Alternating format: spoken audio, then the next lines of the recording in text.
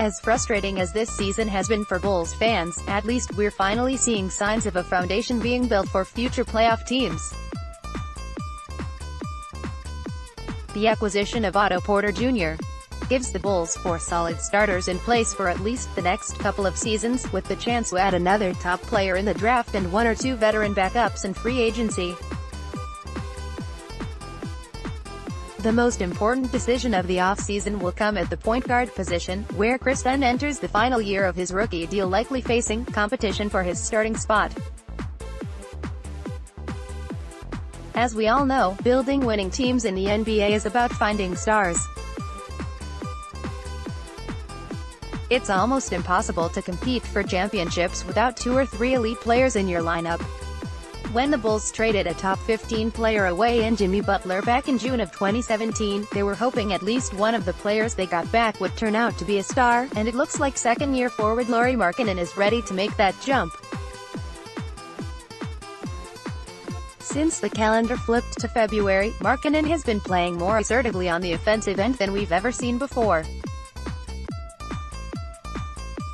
He's averaging 26.4 points and 12.4 rebounds with 18.3 field goal attempts per game.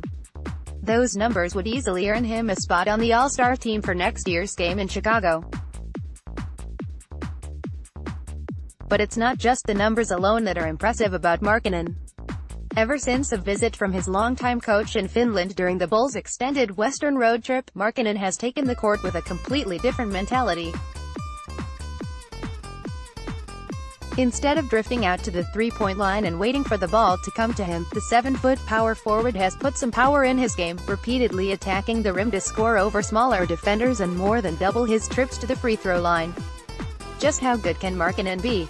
With his size, agility and shooting range, there's no reason why Markkanen can't average 20 points and 10 rebounds over an entire season. Plus, with his newfound aggressive scoring mentality, that number could edge up to the 23 to 25 point range. Markkanen has been compared frequently to the best international player the NBA has ever seen, Dirk Nowitzki.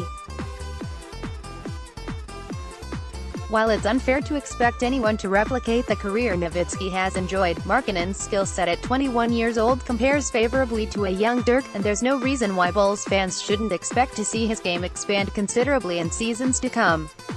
Could Markkanen become a top 10 player?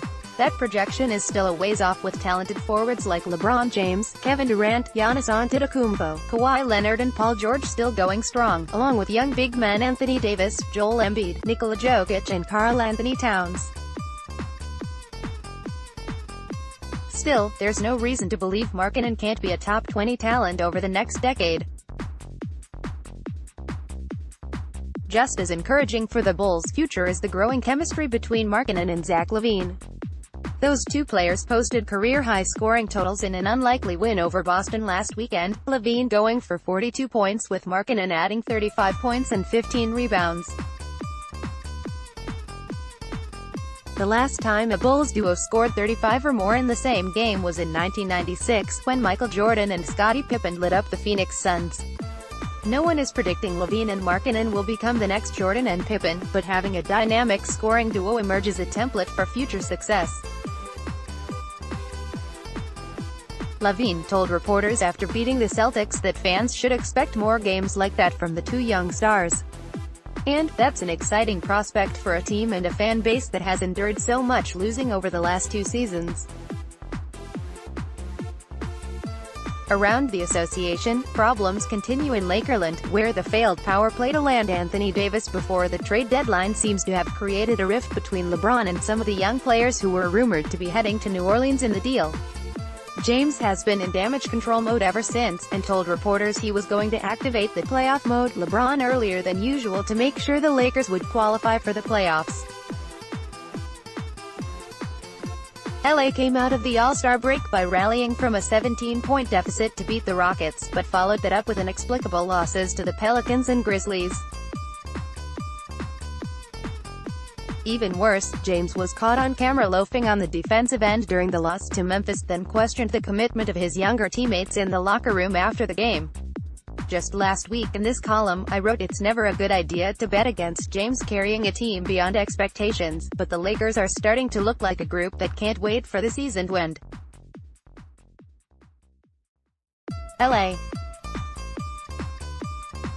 faces one of the league's toughest schedules over the final 6 weeks, so unless James finds the fountain of youth and also repairs the relationship with his younger teammates, he could wind up missing the playoffs for the first time since his second season in the league with Cleveland. The NBA's other signature franchise is also dealing with chemistry issues right now. The Celtics looked flat in a 10-point loss to the Bulls at the United Center last weekend, and once again Kyrie Irving made matters worse with some odd comments to reporters afterwards.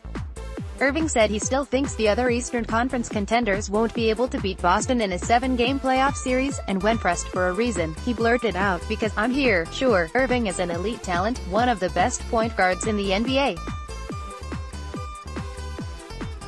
But the Celtics made it to Game 7 of the conference finals last season without Irving or injured teammate Gordon Hayward, and some of the younger guys who played major roles in that postseason run are chafing at being relegated to diminished roles.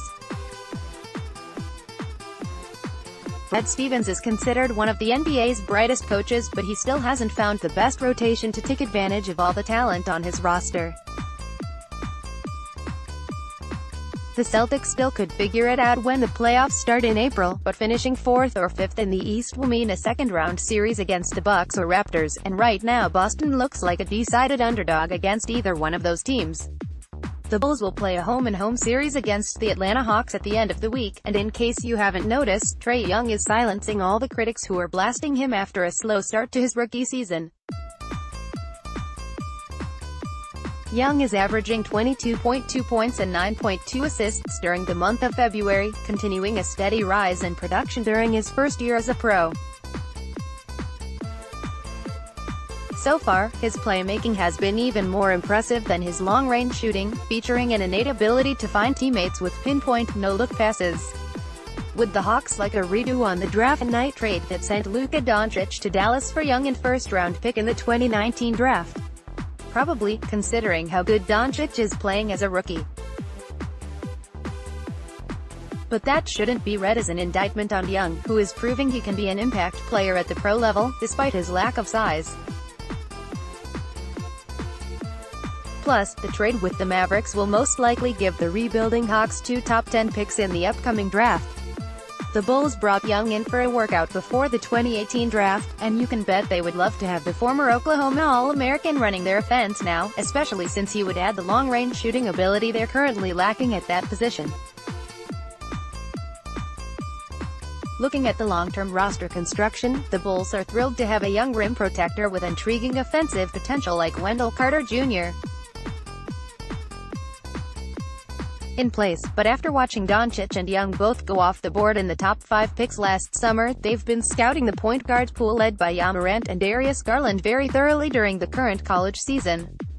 Don't forget, the Bulls also have an early second-round pick acquired in the Justin Holiday trade with Memphis, which could bring other point guard options into play like Duke's Trey Jones, North Carolina's Kobe White, Purdue's Carson Edwards, Marquette's Marcus Howard, Virginia's Ty Jerome and Boston College's Kentucky Bowman. It's possible the Bulls will draft a point guard and also bring in a veteran to compete with Dunn when training camp opens in late September.